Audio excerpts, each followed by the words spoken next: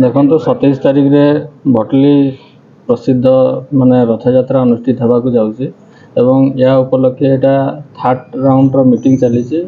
किपर भाव में सुरखुर रे भटली रथ यात्रा हो पार से उपलक्षे प्रस्तुत बैठक अच्छी एवं गोटे जिनस कहुई जे टाउन भितर जोटा भगवान आम भगवत विश्वासी आईसर माने जिनका नहब तत्सहित शांति श्रृंखला रक्षा करने पुलिस और प्रशासन तरफ आज गोटे कमिटी मान को मेंबर समस्त को धरिकी भटली जनसाधारण को समस्त को लेकिन गोटे शांतिपूर्ण बैठक अनुष्ठित होती। ये तो फर्स्ट टाइम गला थर हो नाला एथर प्रोग्राम रे जोड़ा है सुनावेश हम बोली तेणु आम तापी एक्सट्रा अरेंजमेंट करूँ जहाँ कमिटर मेंबर्स मैंने कहते 25-30 भरी गहना ठाकुर तेणु आम आर्म्स गार्ड दबू जिते लगे आर्म्स गार्ड रिक्वेशन करके आनिक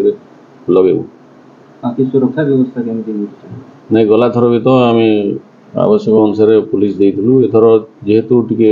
अरेंजमेंट अलग प्रकार होची टिके गहली अधिका हो बोली कमिटी तरफ कहा तेणु जिते अधिका फोर्स लगे आम मोबिलाइज कर रथयात्रा समय ट्रैफिक व्यवस्था टिके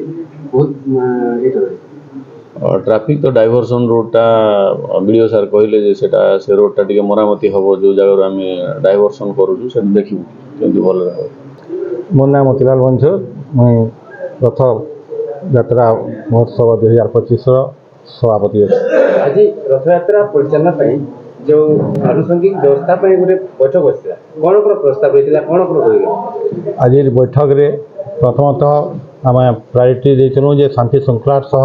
रथ यात्रा को केमती परिचालित हो पार गुरुत्व प्रदान करा आमर ट्रैफिक नियंत्रण व्यवस्था प्लस निराविश्वास जोन आम तैयार करूँ रथ यात्रा आमर ए वर्ष सुनावेश हो आमर 9 दिन परिवर्ते 11 दिन चलो 11 दिन पर्यंत आम से जोन भितर आमिष द्रव्य निषेध करा।